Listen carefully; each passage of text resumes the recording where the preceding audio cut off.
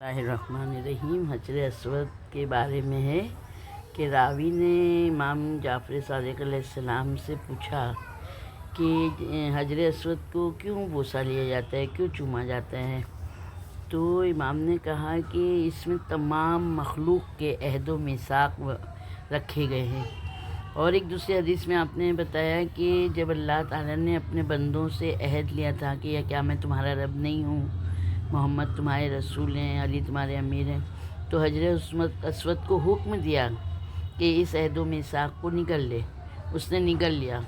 پھر جس نے اپنے عہد و میثاق کو پورا کیا تو وہ حشر میں آ کے اس کی گواہی دے گا۔ اسی طرح سے ہمارے 8ویں امام علیہ السلام نے ایک سائل کے سوال کے جواب میں یہ بتایا تھا کہ حجر اسود کو بوسہ اور مس کرنے کا یہ سبب ہے کہ اللہ تعالیٰ نے جب بنی آدم سے عہد و میثاق لیا تو حجر اسود نے اس کو نگل لیا۔ اسی بنا پر لوگوں پر تجدید عہد و پیمان فرض کیا۔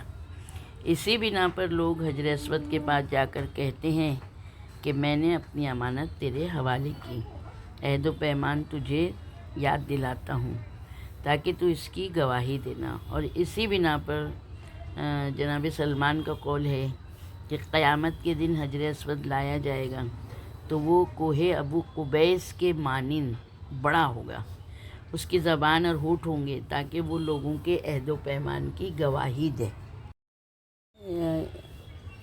اسی طرح سے رسول خدا صلی اللہ علیہ وآلہ وسلم نے ارشاد فرمایا کہ تم لوگ خانہ کعبہ کا طواف کرو اور رکن کو مس کرو، اس لیے کہ وہ اللہ کی زمین میں اللہ کا یمین ہے۔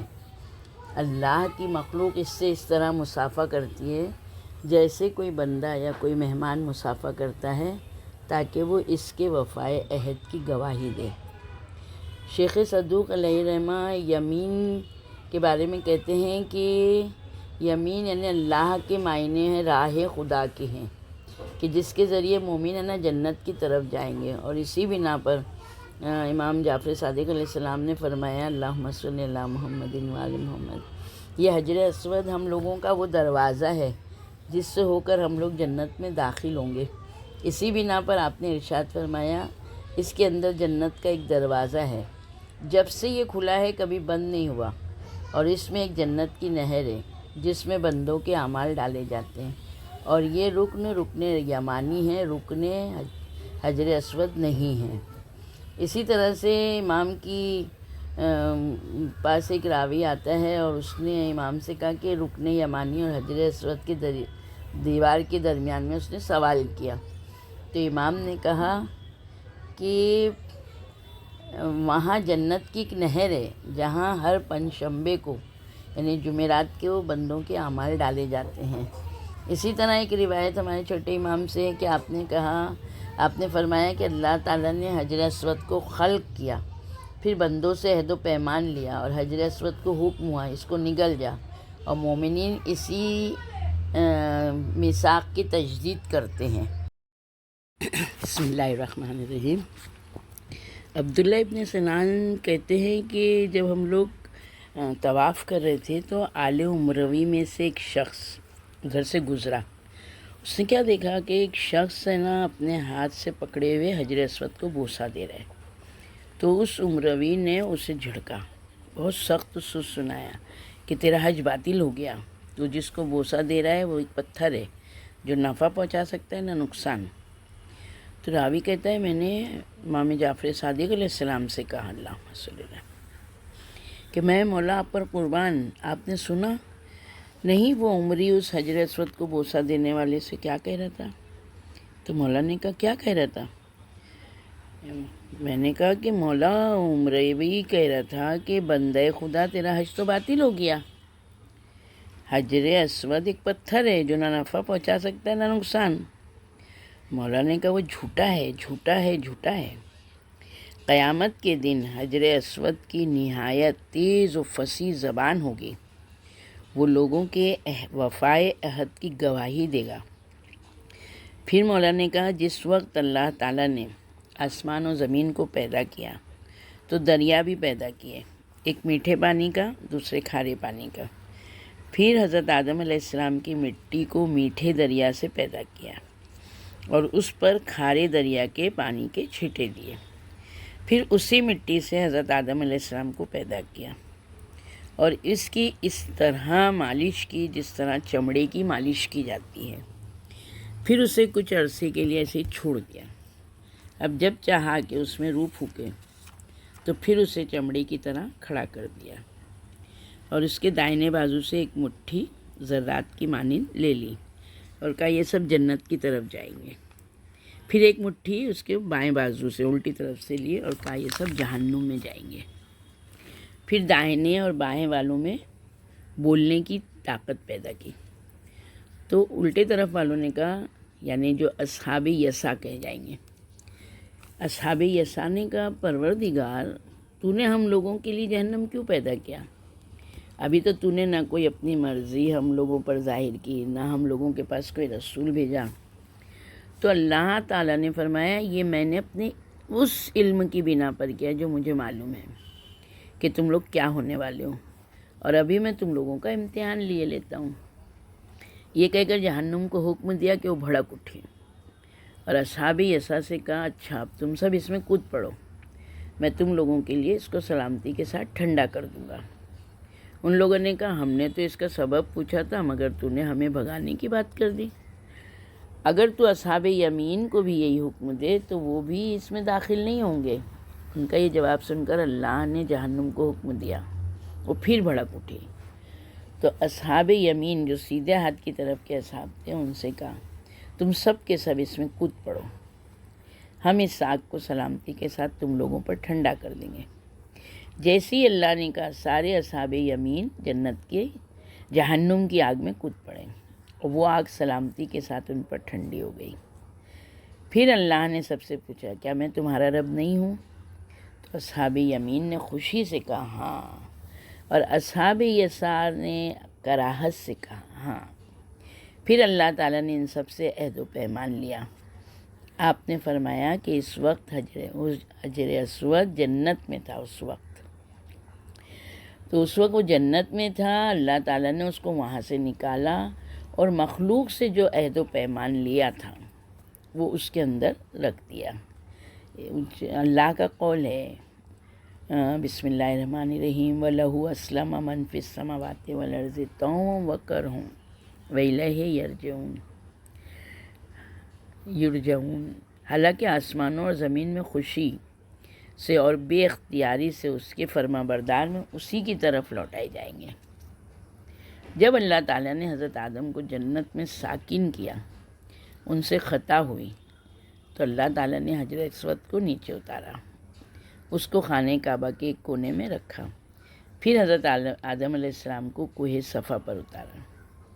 اللہ نے جب چاہا وہ وہاں رہے، پھر انہوں نے اس حجر اسود یعنی حجر اسود کو انہوں نے خانہ کعبہ میں دیکھا، پہچان لیا، میثاق یاد آیا، فوراً منہ کے بھل اس پر گر گئے، 40 دن تک روتے رہے، اپنی خطا سے توبہ کی، عہد و پیمان توڑنے پر ندامت کا اظہار کیا۔ امام نے فرمایا کہ اسی بنا پر تم لوگوں کو حکم دیا گیا ہے کہ جب حجر اسود کا بوسہ لو تو یہ کہو کہ میں نے اپنی امانت ادا کر دی، اپنا عہد و پیمان پورا کر دیا، تاکہ تو قیامت کے دن اس کی گواہی دے۔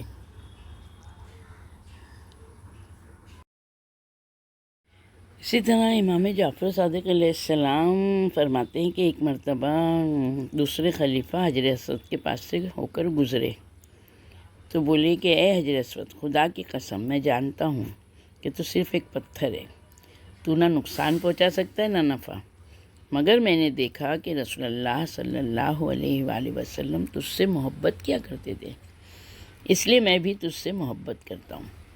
یہ سن کر امیر المومنین علی بن ابی طالب علیہ السلام نے فرمایا اللہم صلی اللہ، اے ابن خطاب، تم نے یہ کیسے کہہ دیا؟ خدا کی قسم اللہ تعالیٰ اس کو قیامت کے دن مبعوث کرے گا تو اس کی زبان ہوگی، ہونٹ ہوں گے، اور وہ لوگوں کے وفا عہد کی گواہی دے گا۔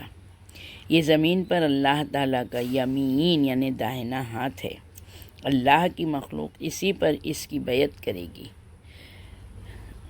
ابن خطاب نے سن کر کہا اللہ تعالی ہمیں اس شہر میں باقی نہ رکھے جس میں علی بن ابی طالب علیہ السلام نہ ہوں۔ اللہم صلی علی محمد وآل محمد وعجل فرجہم۔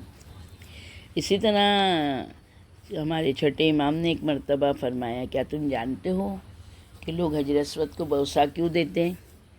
ہم نے کہا نہیں مولا۔ تو آپ نے کہا کہ حضرت آدم علیہ السلام جب زمین پر اتارے گئے تو آپ نے زمین پر اپنی تنہائی اور وحشت کی شکایت کی، تو اللہ تعالیٰ نے جنت سے ایک ایسا یاقوت نازل کر دیا کہ جب حضرت آدم علیہ السلام جنت میں اس کی طرف سے گزرتے تو اس کو اپنے پاؤں سے ٹھوکر مارتے، اور زمین پر جب اس یاقوت کو دیکھا تو پہچان گئے اور دوڑ کر اس کو بوسہ دینے لگے۔ اسی بنا پر لوگ بھی اس کو بوسہ دیتے ہیں۔ ایک مرتبہ نبی صلی اللہ علیہ وآلہ وسلم کے ساتھ حضرت عائشہ طواف کر رہی تھیں۔ جب یہ دونوں رکن یمانی کو بوسہ دے کر حجر اسود پر پہنچے تو آپ صلی اللہ علیہ وآلہ وسلم نے فرمایا اللہم صلی اللہ محمد۔ اے عائشہ، اگر اللہ تعالیٰ نے اس حجر اسود پر ایام جاہلیت کی رجس و نجاست کی گرد نہ بیٹھنے دیتا تو اس سے ہر دکھ درد سے شفا حاصل کی جا سکتی تھی، مگر آئندہ وہ جس حیت و شکل میں اللہ تعالیٰ نے اس کو نازل کیا تھا اسی شکل و حیت میں واپس کر دیا جائے گا، اور اللہ تعالیٰ نے اول جیسا پیدا کیا تھا اس کو اسی حالت میں مبعوث کرے گا۔ یہ جنت کے یاقوتوں میں سے ایک سفید یاقوت ہے، مگر اللہ تعالیٰ نے گنہگاروں کے گناہوں کی وجہ سے اس کے حسن کو تبدیل کر دیا اور اس کی اصل حقیقت کو ظالم سرداروں سے پوشیدہ کر دیا، اس لیے کہ جنت میں جو اس کی ابتدائی شکل تھی اس کو کسی کے لیے دیکھنا جائز و مناسب نہیں، کیونکہ اگر کسی بھی صورت میں اس کی اصل حقیقت کو کوئی دیکھ لے تو اس پر جنت واجب ہو جائے گی۔ اور یہ رکن یمین اللہ ہے، اس کی زمین پر قیامت کے دن اللہ تعالیٰ اس کو اسی طرح مبعوث کرے گا کہ اس کی زبان ہوگی، ہونٹ ہوں گے، آنکھیں ہوں گی۔ اللہ تعالیٰ قیامت کے دن نہایت صاف اور شفاف زبان کے ساتھ اس کو گویا کرے گا، اور جو اس کو بوسہ دے گا اس کی گواہی دے گا، اور جس کو رسول اللہ صلی اللہ علیہ وآلہ وسلم کی اللہم صلی اللہ کی بیعت نصیب نہ ہوگی وہ اگر آج اس حجر اسود کو بوسہ دے لے گا یہ بمنزلہ بیعت کے ہوگا۔ وہب کہتے ہیں کہ حجر اسود اور مقام ابراہیم علیہ السلام یہ دونوں جنت کے دو یاقوت ہیں، ان کو اللہ تعالیٰ نے نازل کیا اور اپنی اپنی جگہ پر رکھ دیے گئے، تو ان کے نور نے تمام روئے زمین کو مشرق سے مغرب تک چمکا دیا، جس طرح اندھیرے رات میں کوئی چراغ چمکتا ہے۔ سمجھدار اس پر ایمان رکھیں گے اور ان دونوں سے مانوس ہوں گے۔ حجر اسود اور مقام ابراہیم علیہ السلام جب مبعوث ہوں گے تو وہ کوہ ابو قبیس جیسے بڑے ہوں گے، اور جو ان سے ملے گا وہ اس کی گواہی دیں گے، مگر اللہ تعالیٰ نے ان کے نور کو ان سے اٹھا لیا ہے اور ان کے حسن کو بدل دیا ہے، اور اس وقت جیسے ہیں ویسا انہیں رکھ دیا ہے۔